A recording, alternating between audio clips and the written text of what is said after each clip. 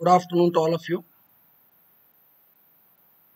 ಎಲ್ಲ ತುಂಬ ಹಸ್ಕೊಂಡು ಈ 12:30 ಕ್ಲಾಸಿಗೆ ಕೂತಿದ್ದೀರಾ. ಅದಕ್ಕೆ ಕ್ಲಾಸಿಗೆ ಬಂದಿದ್ದಕ್ಕೆ ನಿಮಗೆಲ್ಲರಿಗೂ ಧನ್ಯವಾದವನ್ನು ಹೇಳಿ, ಇವತ್ತು ನಾವು ಹೊಸ ಒಂದು ವಿಷಯವನ್ನು ಪ್ರಸ್ತಾಪ ಮಾಡ್ತಾ ಇದ್ದೀವಿ.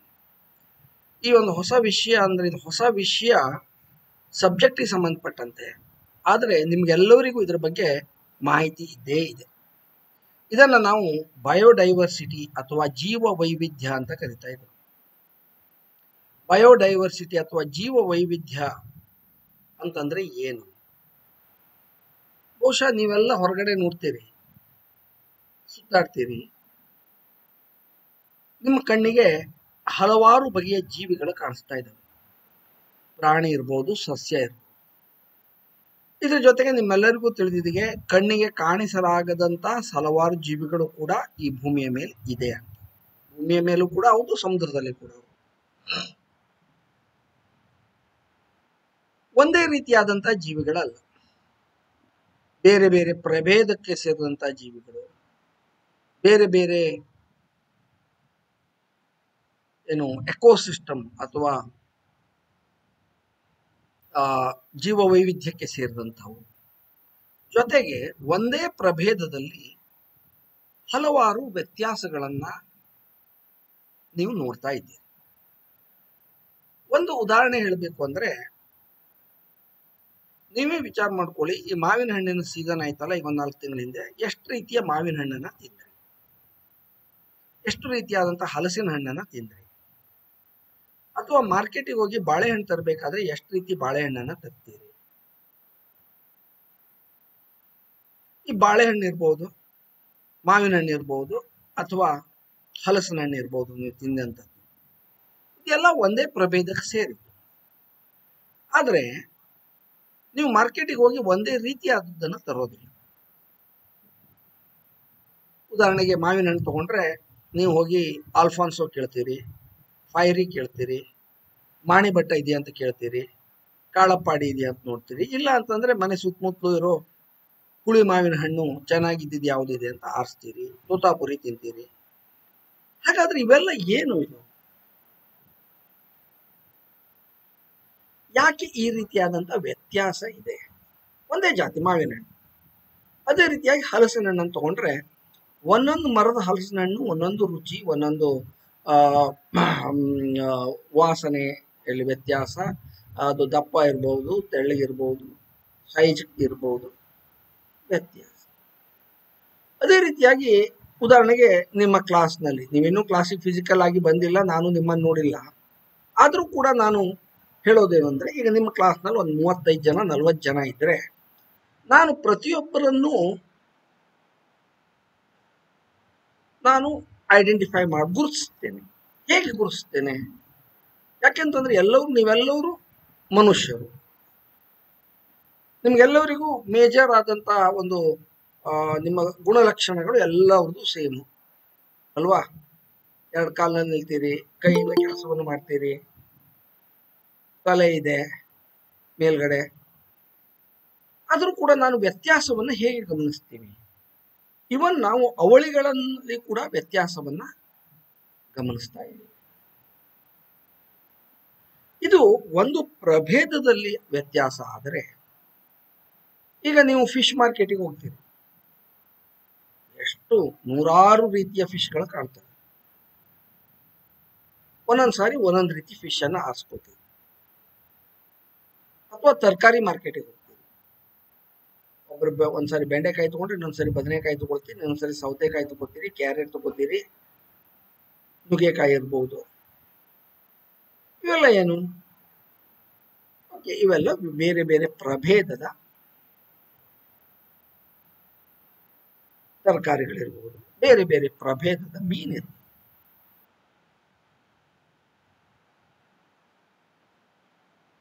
ಯಾಕೆ ಈ ವ್ಯತ್ಯಾಸ ಇದೆ? ಈ ವ್ಯತ್ಯಾಸದ ಅವಶ್ಯಕತೆ ಇದೆ? ಇವುಗಳಿಂದ ಏನು ಪ್ರಯೋಜನ? ಇವುಗಳ ಬಗ್ಗೆ ನಾವು ಈ ಜೀವ ವೈವಿಧ್ಯತೆಯಲ್ಲಿ ತಿಳ್ಕೊಳ್ಬೇಕು. ಇದನ್ನ ಪ್ರಾರಂಭ ಮಾಡೋ ಮೊದಲೇ ನಿಮಗೆ ಮಹಾತ್ಮ ಗಾಂಧೀಜಿಯವರ ಒಂದು ಸ್ಟೇಟ್ಮೆಂಟ್ ಅನ್ನ ಹೇಳಬೇಕು.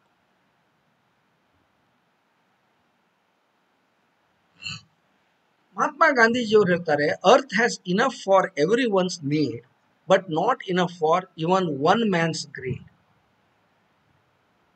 ಈ ಭೂಮಿಯಲ್ಲಿ ಈ ಭೂಮಿ ಪ್ರತಿಯೊಬ್ಬರ ಅವಶ್ಯಕತೆಯನ್ನ ಪೂರೈಸ್ತದೆ, ಆದರೆ ಯಾರೊಬ್ಬರ ಆಸೆ ಬುರುಕತನವನ್ನ. ಅಂದ್ರೆ ಪ್ರತಿಯೊಬ್ಬರ ಅವಶ್ಯಕತೆಗಳನ್ನ ಭೂಮಿ ಪೂರೈಸ್ತದೆ, ಆದರೆ ನಮ್ಮ ಆಸೆ ಬುರುಕತನವನ್ನ.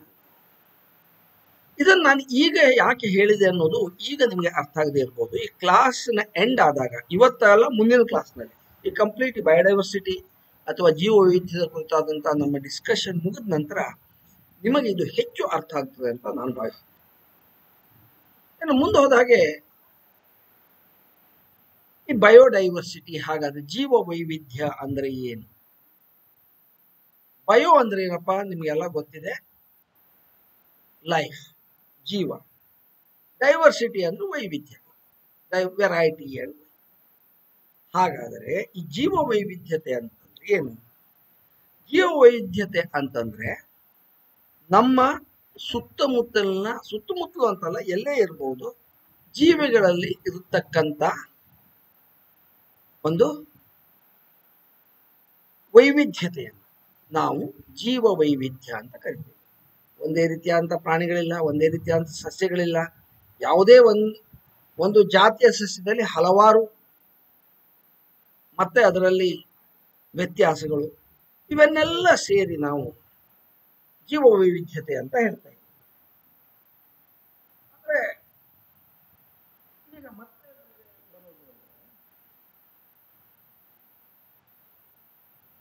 ಈ ಜೀವ ವೈವಿಧ್ಯತೆ ಯಾಕೆ ಅವಶ್ಯಕತೆ, ಯಾವ ರೀತಿಯಾಗಿ ನಮ್ಮ ವೈವಿಧ್ಯತೆ ಇದೆ? ಇಲ್ಲಿ ಒಂದು ಸ್ಲೈಡ್ ಅನ್ನು ಕೊಟ್ಟಿದ್ದೇನೆ. ನಮ್ಮ ಜಗತ್ತಿನಲ್ಲಿ 42% ಜನ ಕೃಷಿ ಮೇಲೆ ಅವಲಂಬಿಸುತ್ತಿದ್ದಾರೆ. ಇದರಲ್ಲಿ ಭಾರತದ ಪಾಲು ದೊಡ್ಡದಿದೆ.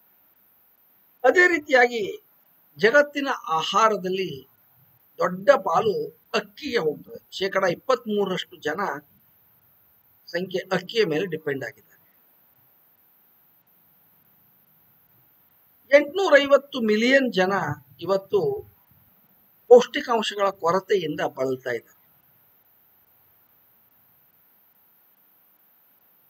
ಬಹಳಷ್ಟು ಡೆಫಿಷಿಯನ್ಸಿ, ವಿಟಮಿನ್ ಎ ಡೆಫಿಷಿಯನ್ಸಿ ಇರ್ಬೋದು, ಕಬ್ಬಿಣದ ಡೆಫಿಷಿಯನ್ಸಿ ಇರ್ಬೋದು. ಇವಕ್ಕೆಲ್ಲವಕ್ಕೆ ಒಂದು ಕೊನೆ ಹಾಡಬೇಕು ಅಂತಂದ್ರೆ 2025 ಹೊತ್ತಿಗೆ ನಮ್ಮ ದೇಶದ ಕೃಷಿ ಉತ್ಪನ್ನ ಈ ಇದ್ದದಕ್ಕಿಂತ 40% ಹೆಚ್ಚಾಗಿದೆ. ಇದು ಒಂದು ಸ್ಟ್ಯಾಟಿಸ್ಟಿಕ್ಸ್. ಈಗ ನಿಮಗೆ ಅದರ ವಿಚಾರ ಕಾಣ್ಲಿಕ್ಕಿಲ್ಲ. ಮತ್ತೆ ಹಿಂದೋಗೋಣ. ನಾನು ಜೀವ ವೈವಿಧ್ಯತೆಯ ಬಗ್ಗೆ ಮಾತನಾಡ್ತಾ ಇದ್ದೀನಿ. ಈ ಜೀವ ವೈವಿಧ್ಯತೆ ಅಂದ್ರೆ ಗೊತ್ತಾಯ್ತು ನಿಮಗೆ, ವೆರೈಟಿ ಅಂಡ್ ವೇರಿಯಾಬಿಲಿಟಿ ಇಂಗ್ಲಿಷ್ನಲ್ಲಿ ಹೇಳ್ತಾರೆ. ಪ್ರಭೇದಗಳು ಮತ್ತು ಅವುಗಳಲ್ಲಿನ ವ್ಯತ್ಯಾಸ ಜೀವ ಜಗತ್ತಿನಲ್ಲಿ ಇರ್ತಕ್ಕಂಥದ್ದನ್ನ ನಾವು ಜೀವ ವೈವಿಧ್ಯತೆ ಅಂತ ಹೇಳ್ತೇವೆ. ಈ ಜೀವ ವೈವಿಧ್ಯತೆ ಜಗತ್ತಿನ ಎಲ್ಲ ದೇಶಗಳಲ್ಲಿ ಸಮಾನವಾಗಿ ಹಂಚಿಕೆಯಾಗಿದೆ,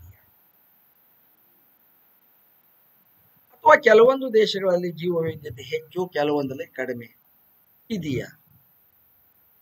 ಈ ಪ್ರಶ್ನೆಗೆ ಉತ್ತರವನ್ನು ಕಂಡುಕೊಳ್ಳೋದಿದ್ರೆ ಈ ಒಂದು ಫೋಟೋಗ್ರಾಫ್, ಈ ಒಂದು ಮ್ಯಾಪ್ ಅನ್ನ ನೋಡಿದಾಗ ಎಲ್ಲೆಲ್ಲಿ ಆ ಗ್ರೀನ್ ಹಸಿರು ಡಾಟ್ ಇದೆಯಲ್ಲ, ಅದು ಅತಿ ಹೆಚ್ಚು ಜೀವ ವೈವಿಧ್ಯತೆಯನ್ನು ಹೊಂದಿರತಕ್ಕಂಥ ಪ್ರದೇಶ. ಈ ಜೀವ ವೈವಿಧ್ಯತೆ ಜಗತ್ತಿನ ಎಲ್ಲ ದೇಶಗಳಲ್ಲಿ ಇದ್ರೂ ಕೂಡ ಕೆಲವೊಂದು ಪ್ರದೇಶಗಳಲ್ಲಿ ಅತ್ಯಂತ ಹೆಚ್ಚಿದೆ. ಅವುಗಳನ್ನ ನಾವು ಬಯೋಡೈವರ್ಸಿಟಿ ರಿಚ್ ಕಂಟ್ರೀಸ್ ಅಂತ ಕರಿತೀವಿ. ಹಾಗಾದ್ರೆ ಇದು ಎಲ್ಲಿ ಹೆಚ್ಚಿದೆ? ಉಷ್ಣವಲಯದಲ್ಲಿ ಹೆಚ್ಚಾಗಿದೆ. ಉಷ್ಣವಲಯ ಅಂದ್ರೆ ಯಾವುದು? ಇದು ನೋಡಿ, ಮಧ್ಯದಲ್ಲಿರೋ ಲೈನು ಸಮಭಾಜಕ ವೃತ್ತ ಅಥವಾ ಇಕ್ವೇಟರ್. ಇದರ ಆ ಕಡೆ ಈ ಕಡೆನು ಇರ್ತಕ್ಕಂತಹ ದೇಶಗಳಲ್ಲಿ ಅಥವಾ ಇದಕ್ಕೆ ಹತ್ತಿರವಾಗಿ ಇರ್ತಕ್ಕಂತಹ ದೇಶಗಳಲ್ಲಿ ಜೀವ ವೈವಿಧ್ಯತೆ ಅತ್ಯಂತ ಹೆಚ್ಚಾಗಿದೆ. ಅವು ಯಾವ ದೇಶಗಳು? Brazil, Bolivia, Colombia, China, Costa Rica, republic of Congo, Ecuador, India, Indonesia. ಹೀಗೆ ಯಾವ ದೇಶದಲ್ಲಿ ಈ ಜೀವ ವೈವಿಧ್ಯತೆ ಅತ್ಯಂತ ಹೆಚ್ಚಿದೆಯೋ ಅಂತಹ ದೇಶಗಳನ್ನ ನಾವು ಮೆಗಾ ಬಯೋಡೈವರ್ಸಿಟಿ ಕಂಟ್ರೀಸ್ ಅಂತ ಕರಿತೀವಿ. ಮೆಗಾ ಬಯೋಡೈವರ್ಸಿಟಿ ಅತ್ಯಂತ ಹೆಚ್ಚಿನ ಜೀವ ವೈವಿಧ್ಯತೆಯನ್ನ ಹೊಂದಿರತಕ್ಕಂತಹ ದೇಶಗಳು ಅಂತ ಕರೀತಾ ಇದ್ದೀವಿ.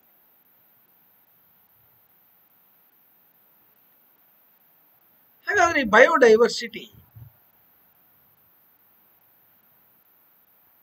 ಎಷ್ಟು ಹಂತಗಳಲ್ಲಿ ನಾವು ಗುರುತಿಸಲಿಕ್ಕೆ ಸಾಧ್ಯತೆ ಇದೆ?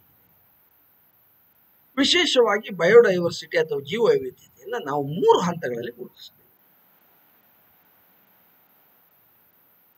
ಮೇಲಿನ ಹಂತದಲ್ಲಿ ಇದನ್ನು ನಾವು ಎಕೋಸಿಸ್ಟಮ್ ಡೈವರ್ಸಿಟಿ ಅಥವಾ ಜೀವ ಪರಿಸರ ವ್ಯವಸ್ಥೆಯ ವೈವಿಧ್ಯತೆ, ಎರಡನೇದು ಸ್ಪೀಸೀಸ್ ಡೈವರ್ಸಿಟಿ ಅಥವಾ ಪ್ರಭೇದಗಳ ವೈವಿಧ್ಯತೆ, ಮೂರನೇದು ಜೆನೆಟಿಕ್ ಡೈವರ್ಸಿಟಿ. ಈ 3 ಹಂತಗಳಲ್ಲಿ ನಾವು ಈ ಬಯೋಡೈವರ್ಸಿಟಿಯನ್ನು ಗುರುತಿಸ್ತಾ ಇದ್ದೇವೆ. ಅಂದ್ರೆ ಬಯೋಡೈವರ್ಸಿಟಿ ಅಥವಾ ಜೀವ ವೈವಿಧ್ಯತೆಯಲ್ಲಿ 3 ಹಂತ. ಒಂದು ಎಕೋಸಿಸ್ಟಮ್ ಡೈವರ್ಸಿಟಿ, ಎರಡನೇದು ಸ್ಪೀಸೀಸ್ ಡೈವರ್ಸಿಟಿ, ಮೂರನೇದು ಜೆನೆಟಿಕ್ ಡೈವರ್ಸಿಟಿ. ಅದನ್ನ 3 ಲೆವೆಲ್ ಹಂತ ಅಂತ. ಮೊದಲೇ ಅತ್ಯಂತ ಕೆಳಗಿನ ಮಟ್ಟದಿಂದ ಜೀನ್ ಡೈವರ್ಸಿಟಿಯನ್ನು ನೋಡೋಣ. ಜೀನ್ ಡೈವರ್ಸಿಟಿ ಅಂದ್ರೆ ಏನಪ್ಪಾ? ನಮ್ಮ ಆನುವಂಶೀಯ ವರ್ಣತಂತುಗಳಲ್ಲಿ ಇರತಕ್ಕಂತಹ ವ್ಯತ್ಯಾಸಗಳಿಂದಾಗಿ ನಾವು ಹೇಗೆ ಕಾಣ್ತೇವೋ ಅಥವಾ ಯಾವ ಪ್ರಾಣಿ ಮತ್ತು ಸಸ್ಯಗಳು ಕಾಣ್ತಾವೋ ಅವನ್ನ ನಾವು ಜೆನೆಟಿಕ್ ಡೈವರ್ಸಿಟಿ ಅಂತ ಕರಿತೀವಿ. ಉದಾಹರಣೆಗೆ ಇಲ್ಲಿ ನಾನು 3 ನಾಯಿಗಳ ಫೋಟೋ ಕೊಟ್ಟಿದ್ದೀನಿ. ನಿಮ್ಗೆ ನೋಡಿದ ಕೂಡಲೇ ನೀವು ನಾಯಿ ಅಂತ ಗೊತ್ತಾಗುತ್ತೆ. ಒಂದು ಚುವಾವ, ಇನ್ನೊಂದು ಬೀಗಲ್ಲು, ಇನ್ನೊಂದು ರಾಟ್ ವೀಲರ್. ನೀವೆಲ್ಲ ಒಪ್ತೀರಿ ಇದೆಲ್ಲ ನಾಯಿ. ಆದ್ರೆ ಇವುದು ಒಂದೇ ಪ್ರಭೇದಕ್ಕೆ ಸೇರಿತ್ತು, ನಾಯಿಯ ಪ್ರಭೇದಕ್ಕೆ ಸೇರಿತ್ತು. ಆದರೆ ಇವುಗಳಲ್ಲಿ ನೀವು ಬಹಳಷ್ಟು ವ್ಯತ್ಯಾಸಗಳನ್ನು ಕಾಣ್ತಾ ಇದ್ದೀರಿ. ಅವುಗಳ ಸೈಜ್ ಇರ್ಬೋದು, ಕಾಲುಗಳ ಇದಿರ್ಬೋದು, ಕಿವಿಯನ್ನು ನೋಡಿದಾಗ, ಕಣ್ಣನ್ನು ನೋಡಿದಾಗ. ಇದು ಯಾಕೆ? ಎಲ್ಲ ನಾಯಿಗಳು ಒಂದೇ ರೀತಿಯಾಗಿರ್ಬಹುದಾಗಿತ್ತಲ್ಲ. ಅದರ ವ್ಯತ್ಯಾಸ ಇದೆ. ಈ ವ್ಯತ್ಯಾಸಕ್ಕೆ ಕಾರಣ ಅಂತಂದ್ರೆ ಅವುಗಳಲ್ಲಿ ಇರ್ತಕ್ಕಂಥ ಜೀನ್ಸ್. ಈ ಜೀನ್ಗಳ ವ್ಯತ್ಯಾಸ, ಈ ಜೀನ್ಗಳಲ್ಲಿ ಇರ್ತಕ್ಕಂಥ ವೈವಿಧ್ಯತೆಯಿಂದಾಗಿ ಇದರಲ್ಲಿ ರಾಟ್ವೀಲರ್ಲಿ ಕೆಲವೊಂದು ಜೀನ್ಸ್ ಬೇರೆ ಇದೆ, ಬೀಗಲ್ ಅಲ್ಲಿ ಕೆಲವು ಜೀನ್ಸ್ ಬೇರೆ ಇದೆ, ಚುವಾವದಲ್ಲಿ ಬೇರೆ ಬೇರೆ ಜೀನ್ಸ್ ಇದೆ, ಬೇರೆ ಜೀನ್ಸ್ ಇದೆ. ಎಲ್ಲಾ ಜೀನ್ಸ್ಗಳು ವ್ಯತ್ಯಾಸ ಇಲ್ಲ. ಕೆಲವೊಂದು ಜೀನ್ಸ್ಗಳಲ್ಲಿ ಮಾತ್ರ ಈ ಬೇರೆ ಬೇರೆ ತಳಿಗಳಲ್ಲಿ ವ್ಯತ್ಯಾಸ ಆಗ್ತಾ ಇದೆ. ಇವುಗಳನ್ನ ನಾವು ತಳಿ ಅಂತ ಕರಿತೀವಿ. ಅಂದ್ರೆ ಒಂದೇ ಪ್ರಭೇದಕ್ಕೆ ಸೇರಿತ್ತು, ಆದರೆ ಅವುಗಳನ್ನು ಬೇರೆ ಬೇರೆ ತಳಿ. ಈಗ ಆಕಳಲ್ಲಿ ತಗೊಂಡ್ರೆ ನೀವು ಮಲ್ನಾಡ್ ಗಿಡ್ಡ ಇರ್ಬೋದು, ಜರ್ಸಿ ಇರ್ಬೋದು, ಹಾಲ್ಸ್ಟಿನ್ ಫ್ರಿಯಾನ್ ಇರ್ಬೋದು, ರೆಡ್ ಏನ್ ಇರ್ಬೋದು, ಸಿಂಧಿ ಇರ್ಬೋದು, ಸಹಿವಾಲ್ ಇರ್ಬೋದು. ಇವೆಲ್ಲ ಒಂದೇ ಪ್ರಭೇದ ಆಕಳು, ಆದರೆ ವ್ಯತ್ಯಾಸ ಇದೆ. ಯಾಕೆ ಅಂದ್ರೆ ಇದೆಲ್ಲ ಬೇರೆ ಬೇರೆ ತಳಿ ಅಂತ ಹೇಳ್ತೇವೆ. ಈ ಜೆನೆಟಿಕ್ ಡೈವರ್ಸಿಟಿ ಅಂದ್ರೆ ತಳಿ ವೈವಿಧ್ಯತೆ ಅಂತ ಹೇಳೋದು. ಇದಕ್ಕೆ ಕೆಲವೊಂದು ಜೀನ್ಸ್ ಬೇರೆ ಬೇರೆ ಇರ್ತವೆ. ಇದರಿಂದಾಗಿ ಅವು ಬೇರೆ ಬೇರೆ ರೀತಿಯಾಗಿ ಪ್ರತಿಯೊಂದೂ, ಈಗ ಒಂದು ಈ ತಳಿಗಳನ್ನ ಬಿಡಿ, ಒಂದೇ ತಳಿಯಲ್ಲಿ ನಾಯಿ ಇದ್ರೆ, ಈಗ ಊರ್ ನಾಯಿ ಎಲ್ಲ ಒಂದೇ ತಳಿ, ಆದ್ರೆ ನೀವೆಲ್ಲ ನಿಮ್ಮನೆ ನಾಯಿ ಯಾವುದು, ಆಚೆ ಮನೆದು ಯಾವುದು, ಊರ್ ಮೇಲೆ ನಾಯಿ ಯಾವುದು ಅಂತ ಗುರುತಿಸ್ತೀರಿ. ಯಾಕೆ? ಒಂದೇ ತಳಿ ಆದರೂ ಕೂಡ ಅವುಗಳಲ್ಲಿ ವ್ಯತ್ಯಾಸ. ಇದಕ್ಕೆ ಕಾರಣ ಅವುಗಳ ಜೀನ್ಸ್. ಇದನ್ನ ನಾವು ತಳಿ ವೈವಿಧ್ಯತೆ ಅಥವಾ ಜೆನೆಟಿಕ್ ಡೈವರ್ಸಿಟಿ ಅಂತ ಕರಿತಾ ಇದ್ದೀವಿ. ಇನ್ನು ಎರಡನೇ ಲೆವೆಲ್ ಹೋಗೋದಿದ್ರೆ ಪ್ರಭೇದಗಳ ವೈವಿಧ್ಯತೆ ಅಥವಾ ಡೈವರ್ಸಿಟಿ ಆಫ್ ಸ್ಪೀಸೀಸ್.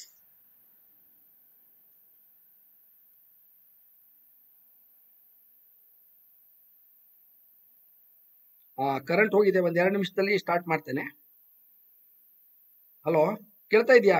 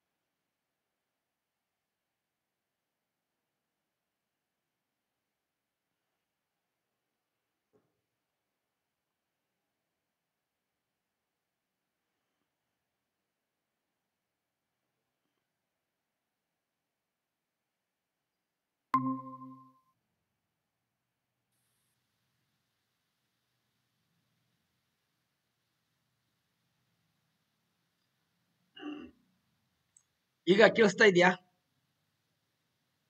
ಹಲೋ ಹೇಳಿ, ಯಾಕಂದ್ರೆ ಇಷ್ಟೊತ್ತು ಕರೆಂಟ್ ಹೋಗಿ ನನಗೆ ಇಂಟರ್ನೆಟ್ ಕನೆಕ್ಷನ್ ಹೋಗಿತ್ತು. ಕೇಳಿಸ್ತಾ ಇದೆಯಾ? ಈಗ ಓಕೆ, ಈಗ ಮತ್ತೆ ಕಂಟಿನ್ಯೂ ಮಾಡ್ತೇನೆ ನಾನು. ಏನು ಕರೆಂಟ್ ಹೋಗೋದ್ರಿಂದ ಪ್ರಾಬ್ಲಮ್ ಆಯ್ತು. ಇನ್ನು ಪ್ರಭೇದಗಳಲ್ಲಿ ಬಂದಾಗ, ಪ್ರಭೇದಗಳಲ್ಲಿ ಕೂಡ ವೈವಿಧ್ಯತೆ ಇದೆ. ಈಗ ನಾನು ಹೇಳಿದ್ನಲ್ಲ, ಬೇರೆ ಬೇರೆ ರೀತಿಯಾದಂತಹ ಮೀನುಗಳಿರ್ಬೋದು, ತರಕಾರಿಗಳಿರ್ಬೋದು, ಅಥವಾ ಹೂವುಗಳಲ್ಲಿ ಇರ್ಬೋದು. ಪ್ರತಿಯೊಂದು ಬೇರೆ ಬೇರೆ ಪ್ರಭೇದ. ದಾಸವಾಳ ಹೂವು ಒಂದು ಪ್ರಭೇದ ಆದ್ರೆ ಗುಲಾಬಿ ಹೂವು ಇನ್ನೊಂದು ಪ್ರಭೇದ, ಸೇವಂತಿಗೆ ಮತ್ತೊಂದಾದ್ರೆ ಗೊಂಡೆ ಹೂವು ಮತ್ತೊಂದು. ಹೀಗೆ ಈ ಎಷ್ಟು ಪ್ರಭೇದಗಳಿದಾವಲ್ಲ ಅದನ್ನ ನಾವು ಪ್ರಭೇದಗಳ ವೈವಿಧ್ಯತೆ ಅಂತ ಹೇಳ್ತೇವೆ. ಇಲ್ಲಿ ನಾನು 3 ರೀತಿಯಾದಂತ ಒಂದು ಫ್ಲವರ್ ತೋರಿಸಿದ್ದೇನೆ, ಇನ್ನೊಂದು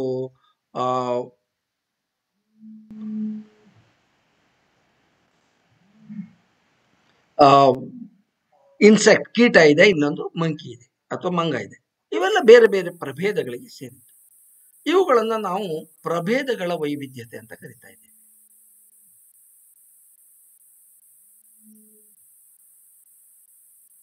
ಹಾಗೇನೆ ಇದಕ್ಕೂ ಮತ್ತು ಮೇಲಿನ ಮಟ್ಟಕ್ಕೆ ಹೋದಾಗ ಜೀವ ಪರಿಸರ ವ್ಯವಸ್ಥೆಯಲ್ಲಿ ಒಂದು ನಿಮಗೆ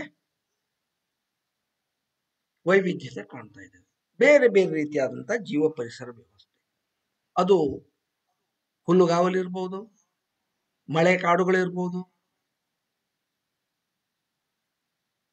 ಪಾಂಡ್ಸ್ ಇರ್ಬೋದು, ಲೇಕ್ ಇರ್ಬೋದು, ನದಿ ಇರ್ಬೋದು, ತೊರೆ ಇರ್ಬೋದು, ಅಣೆಕಟ್ಟುಗಳು ಆದಂತಹ ಸರೋವರಗಳಿರ್ಬೋದು, ಸಮುದ್ರದಲ್ಲಿ ಮತ್ತೆ ಬೇರೆ ಬೇರೆ ರೀತಿಯಾದಂತಹ ಆಳ ಸಮುದ್ರ ಬೇರೆ, ಕೋಸ್ಟಲ್ ಅಂದ್ರೆ ಬೀಚ್ ಹತ್ತಿರ ಬೇರೆ ಬೇರೆ ರೀತಿಯಾದಂತ ಒಂದು ಜೀವ ಪರಿಸರ ವ್ಯವಸ್ಥೆಯನ್ನ ನೋಡ್ತಾ ಇದ್ದೇವೆ.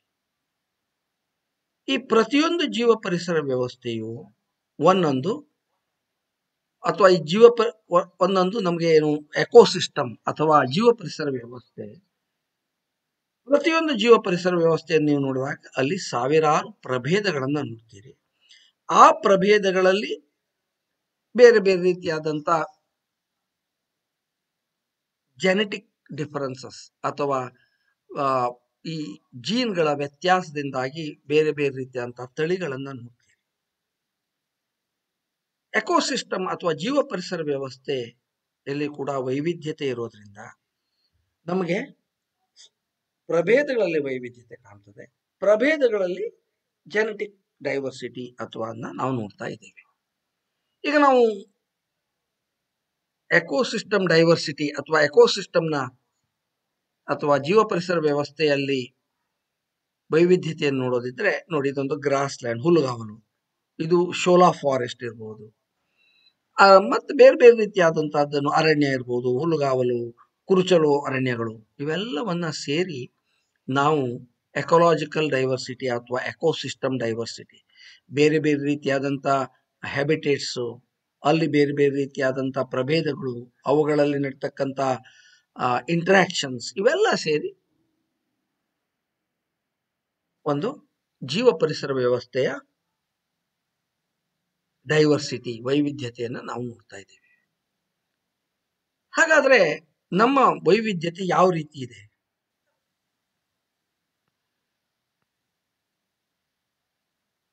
ಒಂದು ಮಾತನ್ನ ಇಲ್ಲಿ ನಾನು ನಿಮಗೆ ಕ್ಲಿಯರ್ ಮಾಡ್ತೇನೆ ಈಗಲೇ.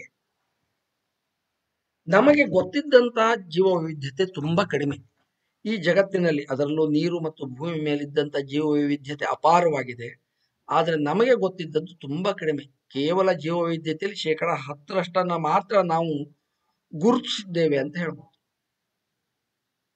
ಕೆಲವೊಬ್ಬರು ಹೇಳಿದಾಗೆ ಇಲ್ಲಿ 5 ರಿಂದ 10 ಮಿಲಿಯನ್ ಪ್ರಭೇದಗಳಿರ್ಬೋದು ಅಂತಾರೆ, ಕೆಲವೊಬ್ರು 30 ಮಿಲಿಯನ್ ಅಂತಾರೆ, ಇನ್ನು ಕೆಲವರು 100 ಮಿಲಿಯನ್ ಇದ್ದಾರೆ. ಆದ್ರೆ ನಮಗ್ ಗೊತ್ತಿದ್ದ ಮಾತ್ರ 1.77 ಮಿಲಿಯನ್ ಮಾತ್ರ.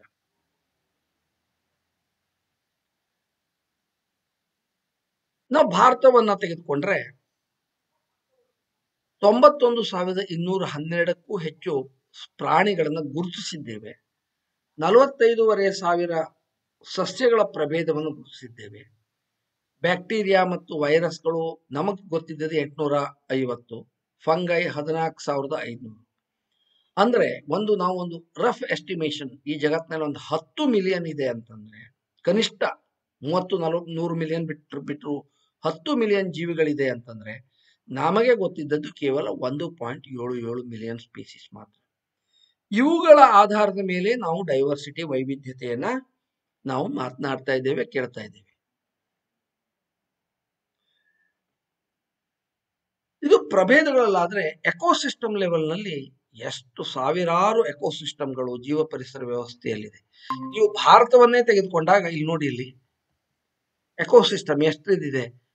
ಅರಣ್ಯಗಳ ಎಕೋಸಿಸ್ಟಮ್ ಬೇರೆ, ಮರುಭೂಮಿ ಎಕೋಸಿಸ್ಟಮ್ ಬೇರೆ, ಅರಣ್ಯದ ಜೀವ ಪರಿಸರ ವ್ಯವಸ್ಥೆ ಬೇರೆ, ಸಮುದ್ರ ಅಥವಾ ಸಾಗರದ ಎಕೋಸಿಸ್ಟಮ್ ಬೇರೆ.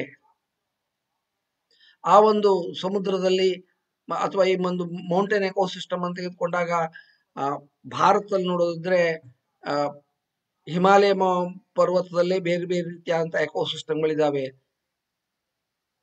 ಫಾರೆಸ್ಟ್ಗಳಲ್ಲಿ ಬದಲಾವಣೆ ಇದೆ. ಅದು ಏನು ನಿತ್ಯ ಹರಿದ್ವರ್ಣದ ಕಾಡುಗಳಿರ್ಬೋದು, ಎಲೆ ಉದುರಿಸುವ ಕಾಡುಗಳಿರ್ಬೋದು, ಕುರುಚಲು ಕಾಡುಗಳಿರ್ಬೋದು, ಅಥವಾ ಶೋಲಾ ಫಾರೆಸ್ಟ್ ಇರ್ಬೋದು. ಇದೆಲ್ಲ ನಮ್ಮ ಒಂದು ಎಕೋಸಿಸ್ಟಮ್ ವೈವಿಧ್ಯತೆಗೆ ಕೊಡುಗೆಯನ್ನು ನೀಡಿದೆ.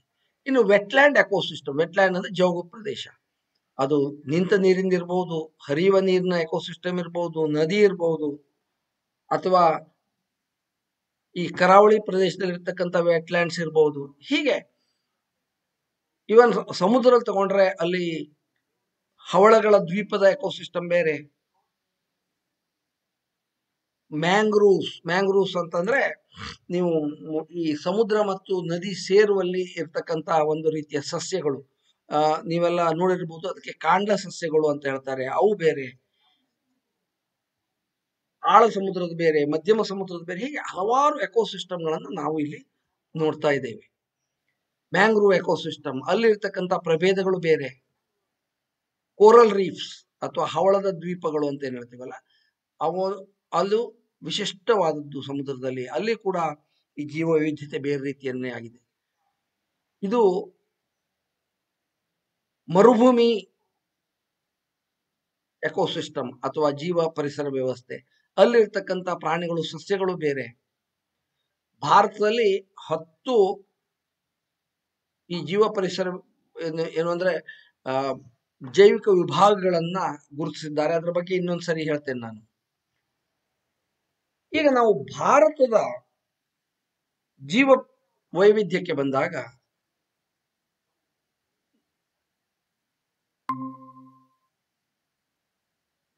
ಇಲ್ಲಿ ಅದಕ್ಕೂ ಮೊದಲೇ ಜಗತ್ತಿನ ನೋಡ್ಕೊಂಡ್ರೆ, ಜಗತ್ತಿನ ಟೋಟಲ್ ಸಂಪೂರ್ಣ ಭೂಮಿ ಎಷ್ಟು ಇದೆ? 510, 065, 284 ಸ್ಕ್ವೇರ್ ಕಿಲೋಮೀಟರ್ ಇದೆ. ಇದರಲ್ಲಿ 26% ಅರಣ್ಯದಿಂದಾಗಿದೆ. ಈ ಅರಣ್ಯದಲ್ಲಿ ಭೂಮಿಯ ಮೇಲೆ ಕೇವಲ 26% ಅರಣ್ಯ ಇದೆ.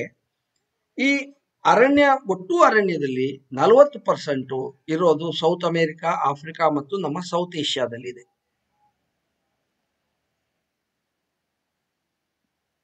ಈಗಾಗಲೇ ಹೇಳಿದ್ದೇನೆ, ಈ ಭೂಮಿಯ ಮೇಲೆ, ಜಗತ್ತಿನಲ್ಲಿ ಭೂಮಿ ಮೇಲೆ ಮಾತ್ರ ಅಲ್ಲ, ಸಮುದ್ರವನ್ನು ಸೇರಿ 5ರಿಂದ 100 ಮಿಲಿಯನ್ ಪ್ರಭೇದಗಳು ಇರಬಹುದು. ನಮಗೆ ಗೊತ್ತಿರೋದು 1.77 ಮಿಲಿಯನ್ ಮಾತ್ರ. ಈ ಜೀವಿಗಳಿಂದವಲ್ಲ, 1.77 ಮಿಲಿಯನ್ ಜೀವಿಗಳನ್ನು ನಾವೇನು ಕಂಡು ಹಿಡಿದಿದ್ದೇವೆ ಅಥವಾ ನಾವು ಗುರುತಿಸಿದ್ದೇವೆ, ಇವು ಎಲ್ಲ ಕಡೆ ಸಮಾನವಾಗಿ ಹಂಚಿಕೆಯಾಗಿಲ್ಲ. ಕೆಲವೊಂದು ಪ್ರದೇಶಗಳಲ್ಲಿ ವಿಶಿಷ್ಟವಾಗಿ ಹಂಚಿಕೆಯಾಗಿದೆ. ಅವುಗಳನ್ನ ನಾವು ಏನು ಮೆಗಾ ಬಯೋಡೈವರ್ಸಿಟಿ ಕಂಟ್ರೀಸ್ ಅಂತ ಹೇಳ್ತೀವಿ. ಹಾಗಾದ್ರೆ ಮೆಗಾ ಬಯೋಡೈವರ್ಸಿಟಿ ಕಂಟ್ರಿಯಲ್ಲಿ ಕೂಡ, ದೇಶಗಳಲ್ಲಿ ಕೂಡ, ಉದಾಹರಣೆಗೆ ಭಾರತ ಒಂದು ಮೆಗಾ ಬಯೋಡೈವರ್ಸಿಟಿ ಕಂಟ್ರಿ. ಇಲ್ಲಿ ಎಲ್ಲ ಕಡೆ ಜೀವ ವೈವಿಧ್ಯ ಸಮಾನವಾಗಿ ಹಂಚಿಕೆಯಾಗಿದೆಯಾ? ಅದನ್ನು ನೋಡಿದ್ರೆ ಅದೂ ಇಲ್ಲ. ಕೆಲವೊಂದು ಕಡೆ ಅವು ಅತಿ ಹೆಚ್ಚಿನ ಪ್ರಮಾಣದಲ್ಲಿದ್ದರೆ, ಇನ್ನು ಕೆಲವು ಕಡೆ ಬಹಳ ಕಡಿಮೆ ಪ್ರಮಾಣದಲ್ಲಿದೆ. ಈ ಮೆಗಾ ಬಯೋಡೈವರ್ಸಿಟಿ ಕಂಟ್ರಿಗಳಲ್ಲಿ ಕೆಲವೊಂದು ಪ್ರದೇಶಗಳಲ್ಲಿ ಅತಿ ಹೆಚ್ಚಿನ ಈ ಒಂದು ಜೀವ ವೈವಿಧ್ಯತೆಯ ಸಾಂದ್ರತೆ ಇದೆ. ಅಂತ ಒಂದು ಪ್ರದೇಶಗಳನ್ನ ನಾವು ಹಾಟ್ಸ್ಪಾಟ್ಸ್ ಆಫ್ ಬಯೋಡೈವರ್ಸಿಟಿ, ಈ ಜಗತ್ತಿನಲ್ಲಿ 34 ಇಂತಹ ಪ್ರದೇಶಗಳನ್ನ ಹಾಟ್ಸ್ಪಾಟ್ಸ್ ಆಫ್ ಬಯೋಡೈವರ್ಸಿಟಿ ಅಂತ ಕರೀತಾರೆ. ಯಾಕೆ ಅಂದ್ರೆ ಜಗತ್ತಿನ ಒಟ್ಟು ಸಸ್ಯ ಪ್ರಭೇದವನ್ನು ತೆಗೆದುಕೊಂಡಾಗ 44.4% ಪ್ರಭೇದ ಈ 34 ಹಾಟ್ಸ್ಪಾಟ್ಗಳಲ್ಲಿದೆ. ಅದೇ ರೀತಿಯಾಗಿ ನಮ್ಮ ಕಶೇರುಕಗಳನ್ನ ತೆಗೆದುಕೊಂಡಾಗ 35.3% ಕಶೇರುಕಗಳು ಈ 34 ಹಾಟ್ಸ್ಪಾಟ್ಗಳಲ್ಲಿದೆ. ಆದ್ರಿಂದ ಅವನ್ನ ಹಾಟ್ಸ್ಪಾಟ್ಗಳಂತ ಕರಿತಾ ಇದ್ದಾರೆ. ಭಾರತಕ್ಕೆ ಬಂದಾಗ ಭಾರತದ ಒಟ್ಟು ಭೂಮಿ 143 ಮಿಲಿಯನ್ ಹೆಕ್ಟೇರ್. ಅಂದ್ರೆ ಜಗತ್ತಿನ ಭೂಭಾಗದಲ್ಲಿ ನಮ್ಮದು ಕೇವಲ 2.47%.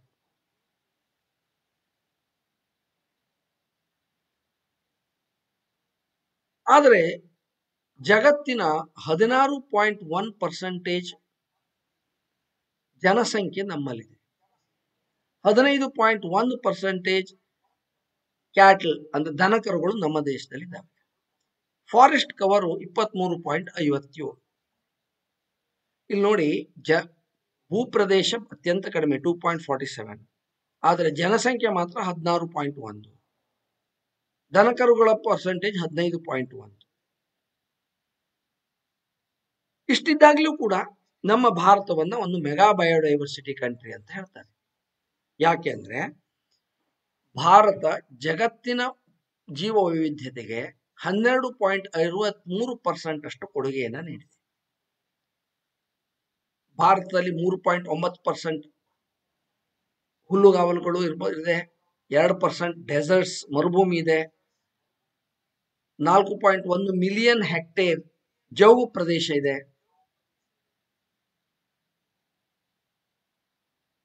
ಭಾರತ ಜಗತ್ತಿನ 7ನೇ ದೊಡ್ಡ ರಾಷ್ಟ್ರ. ಆದರೆ ಜಗತ್ತಿನ 17 ಮೆಗಾ ಬಯೋಡೈವರ್ಸಿಟಿ ದೇಶಗಳಲ್ಲಿ ಇದು ಒಂದು. ಇದರ ಬಗ್ಗೆ ಕೆಲವೊಂದು ಫ್ಯಾಕ್ಟ್ ಅನ್ನು ಕೊಡೋದಿದ್ರೆ, ಭಾರತದಲ್ಲಿ 45,000ಕ್ಕೂ ಹೆಚ್ಚು ಸಸ್ಯ ಪ್ರಭೇದಗಳು, 89,000ಕ್ಕೂ ಹೆಚ್ಚು ಪ್ರಾಣಿ ಪ್ರಭೇದಗಳು. ಇದು ನಮಗೆ ಎಷ್ಟು ಪ್ರಭೇದಗಳನ್ನು ನಾವು ಗುರುತಿಸಿದ್ದೇವೆ ಮತ್ತು ಹೆಚ್ಚಿದೆ. ಅದನ್ನು ನಾವು ಇನ್ನೂ ಕೂಡ ಟ್ಯಾಕಲ್ ಮಾಡಿಲ್ಲ. ಈ ನಮಗೆ ಏನು ಗೊತ್ತು ಹಚ್ಚಿದ್ದೇವೆ ಅದರ ಮೇಲಿನಿಂದ ಹೇಳೋದು. ಇದರ ಜೊತೆಗೆ 320 ಪ್ರಭೇದಗಳನ್ನ ನಾವು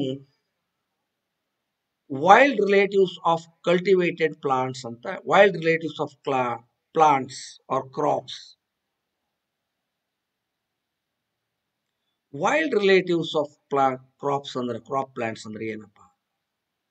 ನಾವು ಇವತ್ತು ಹಲವಾರು ಸಸ್ಯಗಳನ್ನ ಬೆಳೀತಾ ಇದ್ದೇವೆ. ಆಹಾರಕ್ಕಿರ್ಬೋದು, ಅಲಂಕಾರಕ್ಕಿರ್ಬೋದು, ಬೇರೆ ಬೇರೆ ವಿಷಯಗಳಿಗೆ ಸಂಬಂಧಪಟ್ಟ ಇವೆಲ್ಲ ನಾವು ಡೊಮೆಸ್ಟಿಕೇಟ್ ಮಾಡ್ಕೊಂಡಿದ್ದೀವಿ. ಅಂದ್ರೆ ಅದನ್ನ ನಾವು ಅಗ್ರಿಕಲ್ಚರ್, ಹಾರ್ಟಿಕಲ್ಚರ್ ನಲ್ಲಿ ಬೆಳೀತಾ ಇದ್ದೇವೆ. ನಮಗೆ ಹೇಗೆ ರಿಲೇಟಿವ್ಸ್ ಇರ್ತಾರೋ ಈ ಒಂದು ಸಸ್ಯಗಳಿಗೂ ಪ್ರಾಣಿಗಳಿಗೂ ಕೂಡ ಇವತ್ತು ರಿಲೇಟಿವ್ಸ್ ಅಥವಾ ನೆಂಟರಿದ್ದಾರೆ.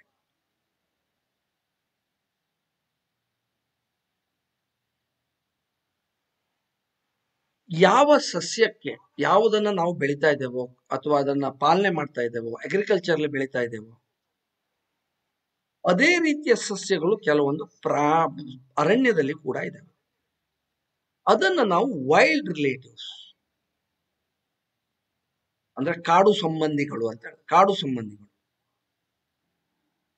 ಬಹುಶಃ ಹೀಗೆ ಹೇಳೋದಕ್ಕಿಂತ ಒಂದು ಉದಾಹರಣೆ ಕೊಡ್ತೇನೆ. ನೀವೆಲ್ಲ ಬನಾನಾ ಪ್ಲಾಂಟ್, ಬಾಳೆ ಗಿಡವನ್ನು ನೋಡಿದ್ದೀರಿ, ಬೆಳೆಸ್ತೀರಿ. ನಿಮ್ಮ ಮನೆ ಸುತ್ತಮುತ್ತಲೂ ಬಾಳೆ ಗಿಡಗಳನ್ನ ಹಾಕಿರ್ತೀರಿ.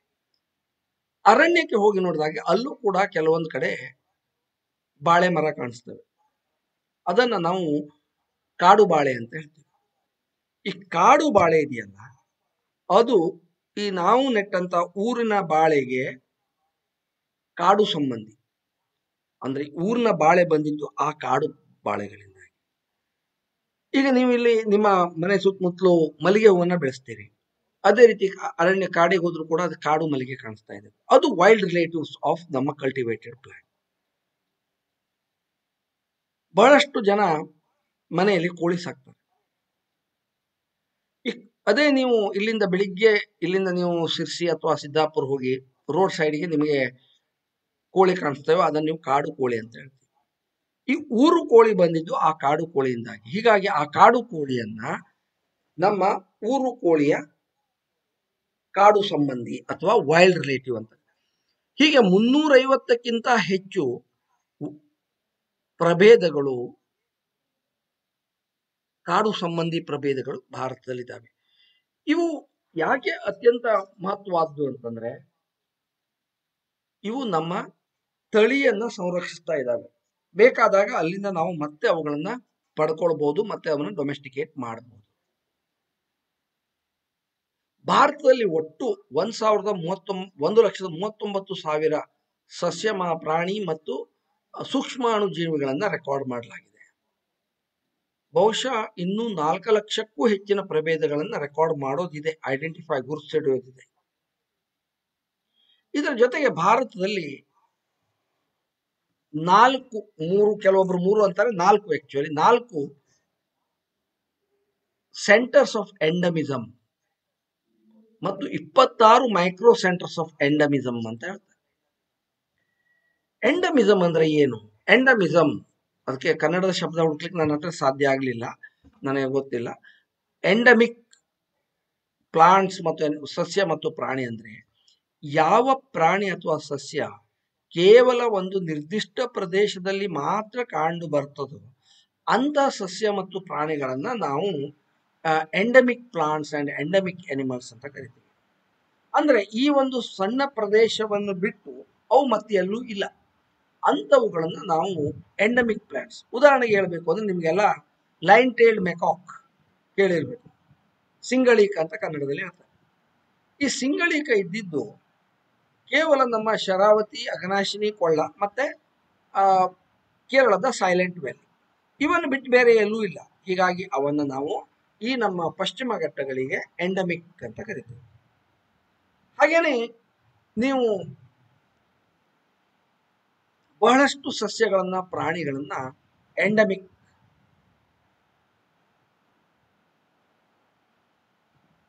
ಅಂತ ಕರಿತಾ ಇದ್ದೀವಿ.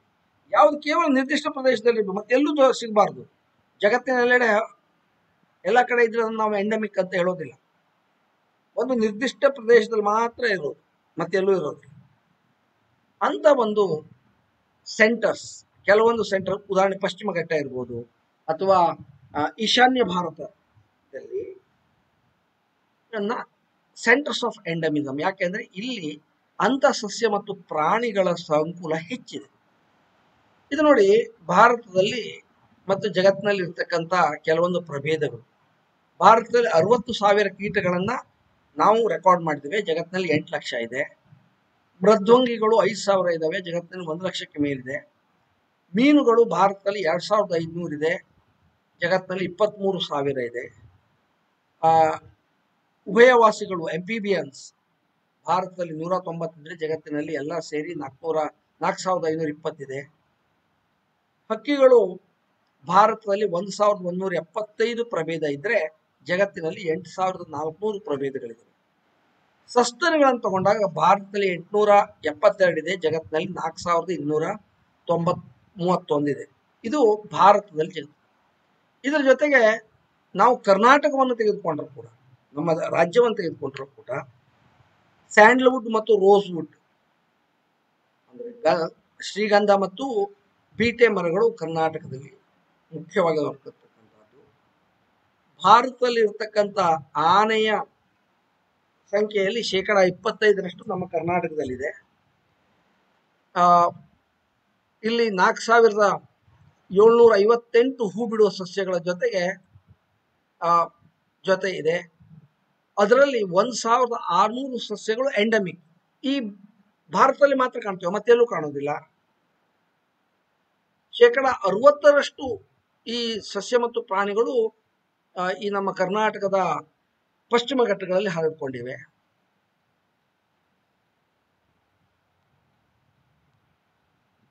ಎಂಡಮಿಸಮ್ ಅದನ್ನು ಹೇಳಿದ್ನಲ್ಲ, ಅದರ ಯಾವ ಪ್ರದೇಶದಲ್ಲಿ ಹೆಚ್ಚು ಹೆಚ್ಚು ಜೀವ ವೈವಿಧ್ಯತೆ ಇದೆಯೋ, ಜೊತೆಗೆ ಈ ಎಂಡಮಿಕ್ ಸ್ಪೀಸೀಸ್ಗಳಿದ್ದಾವೆ ಅವುಗಳನ್ನ ನಾವು ಹಾಟ್ಸ್ಪಾಟ್ಸ್ ಅಂತ ಕರಿತಾ ಇದ್ದೀವಿ. ಭಾರತದಲ್ಲಿ 4 ಹಾಟ್ಸ್ಪಾಟ್ ಇದೆ. ಅದರಲ್ಲಿ 2 ಕೇವಲ ಭಾರತದಲ್ಲಿ ಮಾತ್ರ ಇದೆ. ಉಳಿದ 2 ನಾವು ನಮ್ಮ ನೆರೆಹೊರೆಯ ದೇಶಗಳೊಂದಿಗೆ ಹಂಚಿಕೊಂಡಿದ್ದೇವೆ. ಪಶ್ಚಿಮ ಘಟ್ಟ ಮತ್ತು ಈಶಾನ್ಯ ಹಿಮಾಲಯ ಏನಿದೆಯಲ್ಲ, ಇದು ಒಂದು ಹಾಟ್ಸ್ಪಾಟ್ಸ್ ಆಫ್ ಬಯೋಡೈವರ್ಸಿಟಿ. ಇದು ಭಾರತದಲ್ಲೇ ಇದ್ದಿದ್ದು. ಇದ್ರ ಜೊತೆಗೆ ಇಂಡೋ ಬರ್ಮಾ ರೀಜನ್, ಭಾರತ ಸ್ವಲ್ಪ ಭಾಗ ಮತ್ತು ಬರ್ಮಾ ದೇಶದ ಸ್ವಲ್ಪ ಭಾಗ ಸೇರಿ ಇನ್ನೊಂದು ಹಾಟ್ಸ್ಪಾಟ್ ಆಗಿದೆ. ಇನ್ನೊಂದು ಸಂಡಾಲ್ಯಾಂಡ್ ಅಂತ ಕರೀತಾರೆ, ಇಂಡೋನೇಷ್ಯಾ, ಮಲೇಷಿಯಾ ಮತ್ತೆ ನಿಕೋಬಾರ್ ಐಲ್ಯಾಂಡ್ಸ್ ಭಾರತದ್ದು ಸೇರಿ ಇನ್ನೊಂದು. ಹೀಗೆ 4 ಹಾಟ್ಸ್ಪಾಟ್ಗಳಿದ್ದಾವೆ. ಓಕೆ, ಇದೆಲ್ಲ ಇದೆ. ಹಾಗಾದ್ರೆ ಈ ಬಯೋಡೈವರ್ಸಿಟಿ ಅಥವಾ ಜೀವ ವೈವಿಧ್ಯತೆ ನಮಗೆ ಯಾಕೆ ಬೇಕು? ಯಾಕೆ ಅವು ಇಂಪಾರ್ಟೆಂಟ್ ಆಗ್ತವೆ? ನಮ್ಮ ಜೀವನ ನಡೀತಾ ಇರೋದೇ ಈ ಒಂದು ಬಯೋಡೈವರ್ಸಿಟಿಯ ಮೇಲೆ. ನಾವು ತಿಂತಕ್ಕಂಥ ಆಹಾರ, ವಾಸ್ತಕ್ಕಂಥ ಮನೆ, ಪ್ರತಿಯೊಂದು ಕೂಡ ಈ ಜೀವ ವೈವಿಧ್ಯತೆಯನ್ನು ಕೊಡುತ್ತೆ. ವಿಚಾರ ಮಾಡಿ, ನೀವು ಪ್ರತಿದಿನ ವೈವಿಧ್ಯತೆ ಆಹಾರದಲ್ಲಿದ್ದರೆ ಏನಾಗ್ತದೆ? ಪ್ರತಿದಿನ ನಿಮ್ಮ ಅಮ್ಮ ಬೆಳಿಗ್ಗೆ ಬ್ರೇಕ್ಫಾಸ್ಟಿಗೆ ದೋಸೆ ಮಾಡಿದರೆ 4 ದಿವಸ ಮಾಡಿದ್ರೆ 5ನೇ ದಿವಸ ಬೆಳಿಗ್ಗೆ ನೀವು ರಾಗ ಎಳಿತೀರ, ಇವತ್ತು ದೋಸೆನಾ ಅಂತ. ಅಥವಾ ಪ್ರತಿದಿನ ಒಂದೇ ತರಕಾರಿಯ ಸಾಂಬಾರ್ ಮಾಡಿದ್ರೆ ಏನು ಇದು ಒಂದೇ ಸಾಂಬಾರ ಅಂತ ಕೇಳ್ತೀವಿ. ಯಾಕೆ ಅಂತಂದ್ರೆ ಮನುಷ್ಯ ಇರ್ಬೋದು, ಯಾವುದೇ ಪ್ರಾಣಿ ಇರ್ಬೋದು, ನೈಸರ್ಗಿಕವಾಗಿಯೇ ವೈವಿಧ್ಯತೆಯಲ್ಲಿ ಆಸಕ್ತಿಯನ್ನು ಹೊಂದಿದ್ದಾನೆ. ಏಕತೆ ಅನ್ನೋದು ಎಲ್ಲೂ ಇಲ್ಲ. ಯೂನಿಫಾರ್ಮ್ನಲ್ಲಿ ಮಾತ್ರ ಇರೋದು, ಕಾಲೇಜಿಗೆ ಸ್ಕೂಲಿಗೆ ಹಾಕೊಂಡು ಹೋಗೋದು. ಪ್ರತಿಯೊಬ್ಬ ವ್ಯಕ್ತಿಯೂ ವೈವಿಧ್ಯತೆ.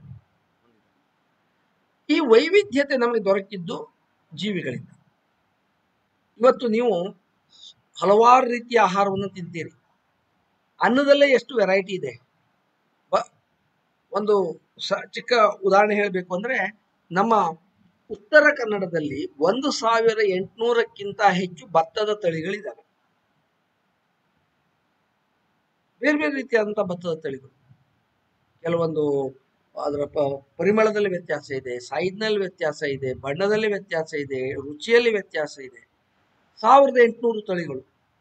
ಭಾರತದಲ್ಲಿ ಒಟ್ಟು ಮಾಡಿದರೆ 20,000ಕ್ಕಿಂತ ಹೆಚ್ಚಿನ ತಳಿ ಇದೆ. ಇದರಿಂದಾಗಿ ನಮಗೆ ಆಹಾರದಲ್ಲಿ ವೈವಿಧ್ಯತೆ ದೊರಕುತ್ತದೆ ಅಲ್ವಾ?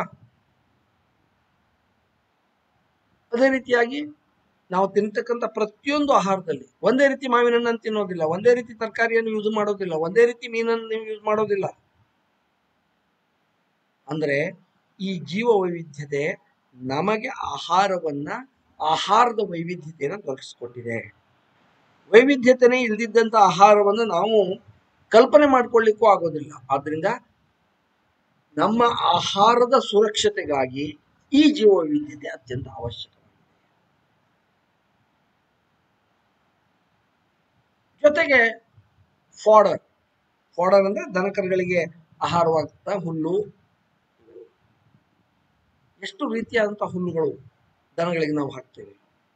ಹಣ್ಣುಗಳಲ್ಲಿ ಡೈವರ್ಸಿಟಿ ಇದೆ.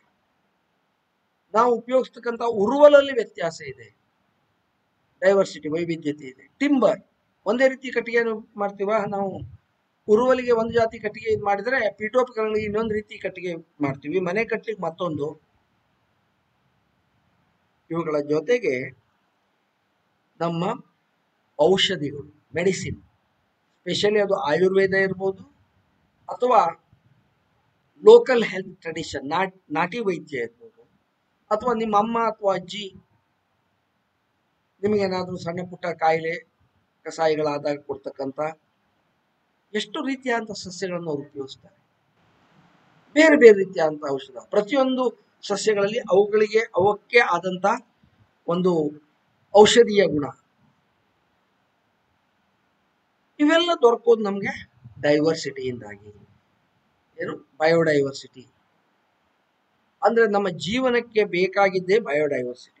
ಬಯೋಡೈವರ್ಸಿಟಿ ಇಲ್ದಿದ್ರೆ ನಾವು ಬದುಕಲಿಕ್ಕೆ ಸಾಧ್ಯತೆ ಇಲ್ಲ.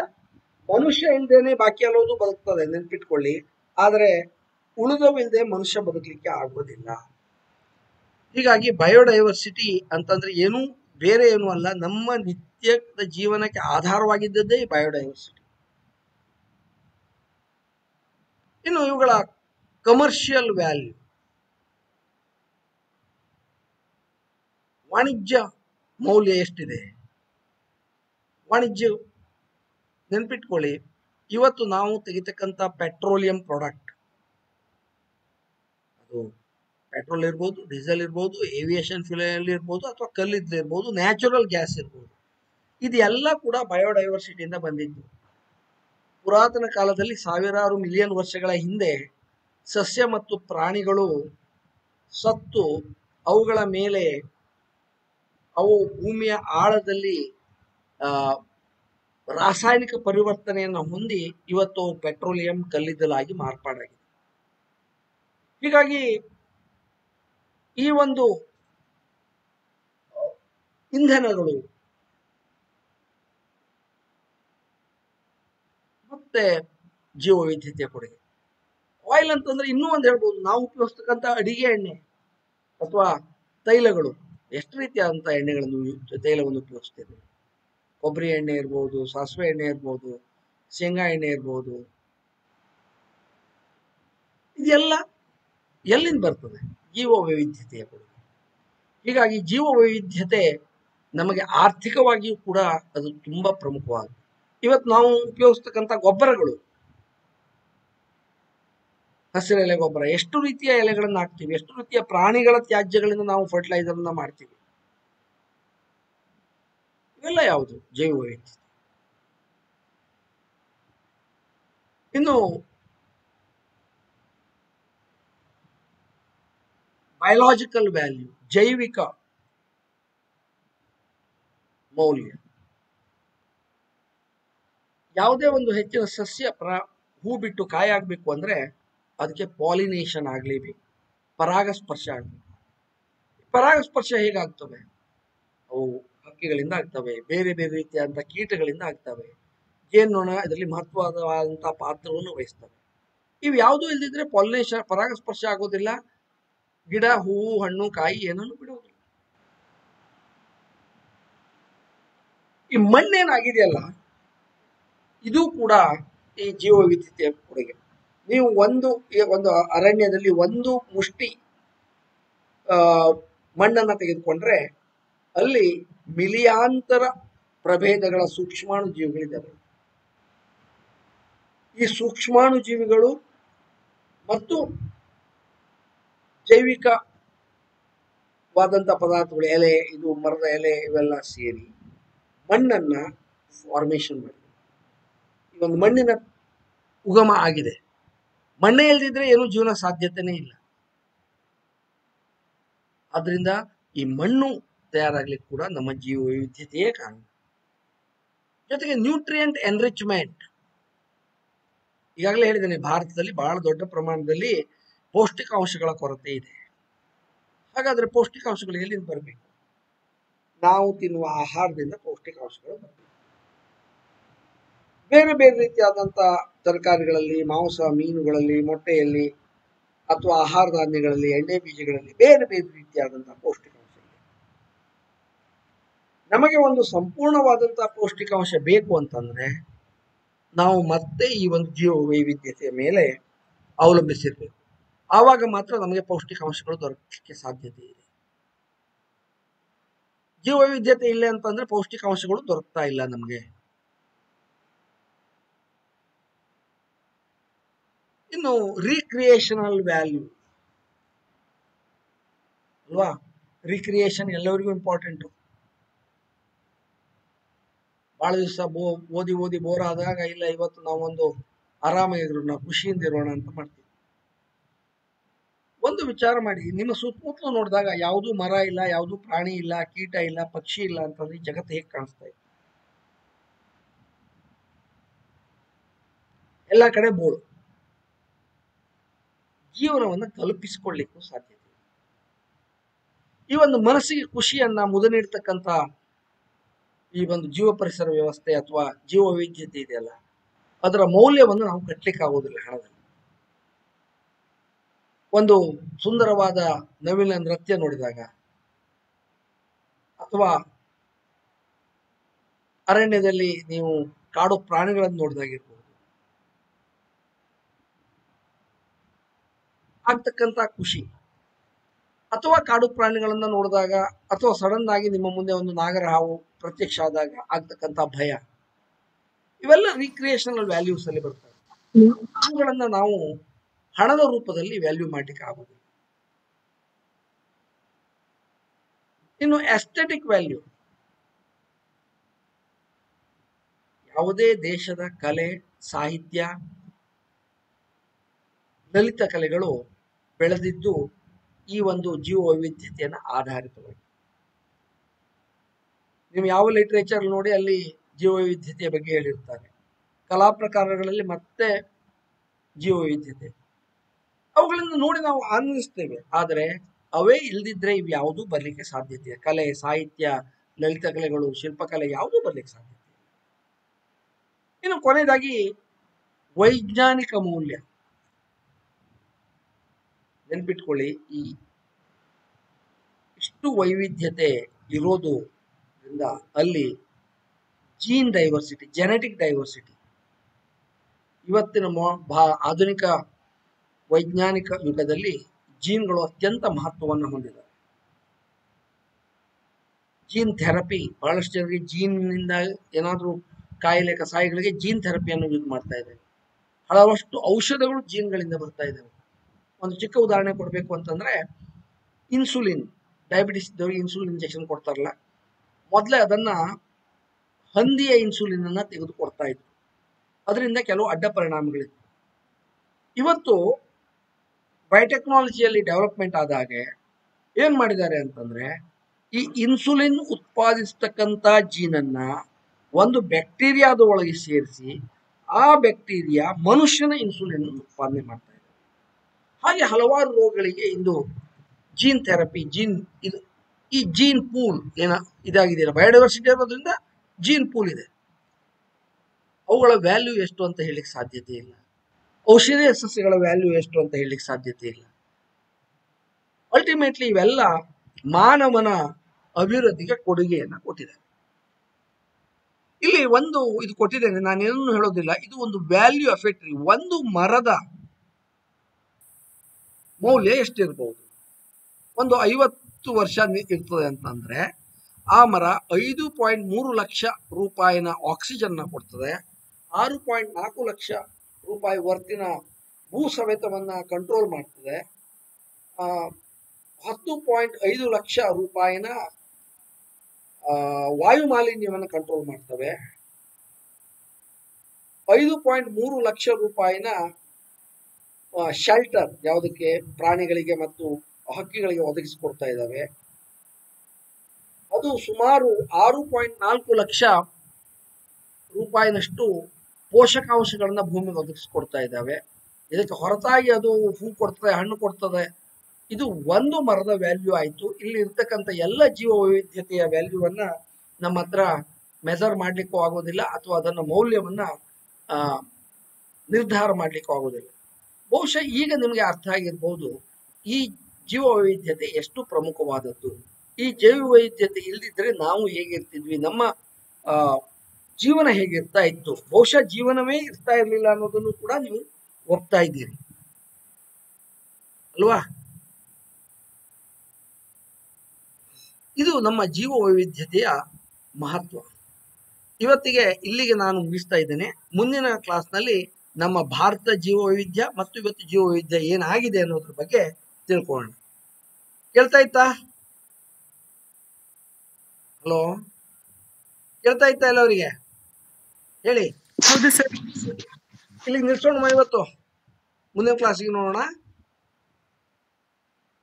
Thank you for